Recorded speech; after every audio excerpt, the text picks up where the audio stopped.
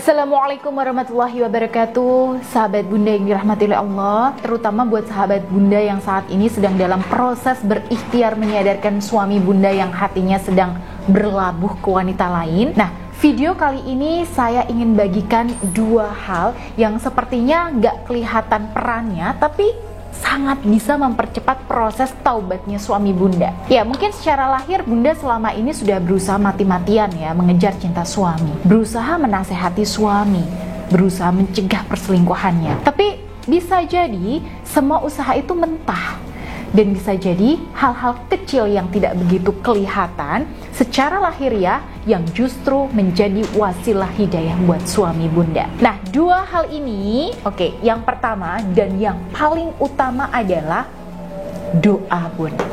Ya, mungkin bunda sering merasa, aduh bunda Ayu, saya tuh udah berdoa loh bun, tapi kok gak ada efeknya ya. Makin kesini kok malah suami saya tuh makin parah. Apa sih bun yang salah? Bun, yang jelas jangan menyalahkan Allah yang tidak segera menjawab permintaan kita ya. Karena bisa jadi dulunya sebelum suami kita selingkuh, kita ini termasuk hamba yang jarang berdoa. Sholat asal-asalan, asal udah selesai aja. Ya, doa juga sebatas formalitas. Habis itu ya langsung capcus pergi gitu, nggak pernah diresapi. Tapi dengan adanya cobaan berupa perselingkuhan suami, ibadah dan doa kita itu lebih ngena dan terasa nyes di hati. Benar-benar khusyuk, sungguh-sungguh dari hati. Nah, bisa jadi Allah merindukan kita. Kapan lagi kita bisa bermesraan sama Allah? Karena kita ini manusia yang sering lalai. Begitu dapat kenikmatan sedikit aja, itu langsung lupa. Nah, ini juga sekaligus pengingat buat diri saya pribadi bun, dan bunda juga ya. Ketika kita dicoba dengan sesuatu yang gak enak seperti ini, kita baru benar-benar tunduk dan khusyuk sama Allah. Kita mendadak lebih dekat cara batin sama Allah. Sholatnya lebih lama, sujudnya diperpanjang, bahkan dalam sujud itu kita bisa sampai meneteskan air mata. Nah, bisa jadi inilah yang sebenarnya dirindukan Allah dari kita selama ini bun. Allah sengaja bikin rumah tangga kita gelap karena Allah ingin berikan cahayanya langsung yang menerangi sanubari kita. Nanti ketika kita sudah istiqomah, hati sudah yakin dan mantap untuk terus berdekatan sama Allah, tahan godaan, bahkan sudah pasrah dan ridho sama Allah, maka disitulah Allah jawab doa-doa kita.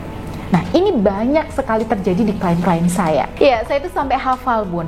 Pokoknya kalau ada klien saya yang sudah istiqomah menjalankan arahan saya, amalan zikir dari saya, sudah nggak berharap apa-apa kecuali sama Allah, nah itu saya langsung bisa menebak nih bun, sebentar lagi Allah hadirkan hidayah buat suaminya. Karena itu jangan pernah meremehkan doa, apalagi doa dari bunda sebagai istri yang soleha.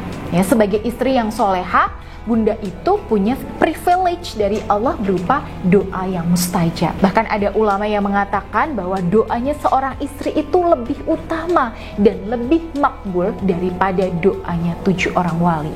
Bayangkan bun, kalau bunda berdoa, apalagi di waktu-waktu mustajab ya, seperti sesudah berwudu, selepas sholat fardu, di sujud terakhir dalam sholat, di sepertiga malam terakhir, di antara azan ya dan iqomah dan sebagainya. Nah, ini insya Allah bun, doa ini yang akan mengantarkan hidayah buat suami bunda. Nah, syaratnya doa ini dipanjatkan dalam kondisi yang khusyuk ya, penuh ketundukan dan penuh kerendahan diri di hadapan Allah Subhanahu wa taala. Oke, kemudian hal kedua yang tidak terlihat tapi insya Allah punya dampak yang cukup besar untuk menjadi asbab hidayah untuk suami bunda adalah perbuatan baik bunda kepada sesama manusia. Nah, ini seringkali nggak pernah kita duga sama sekali, bahkan sering luput dari perhatian kita. Oke, saya paham bun, ketika kita sedang sakit hati karena diselingkuhi suami,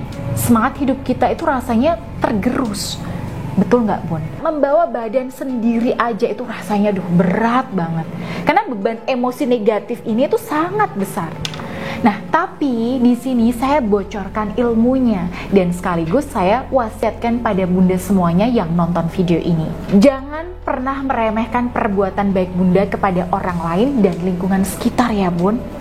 Jangan pernah meremehkan amal yang kecil, karena kita tuh nggak pernah tahu bun, tindakan kita yang mana yang menjadi wasilah keridaan Allah dan menjadi wasilah terkabulnya doa kita. Ya, bunda mungkin pernah mendengar ada orang yang masuk surga hanya karena pernah menyelamatkan semut yang hampir tenggelam. Bahkan ada riwayat yang mengatakan bahwa Imam Ghazali itu bermimpi masuk surganya Allah bukan karena ibadah dan keimanannya sebagai ulama besar.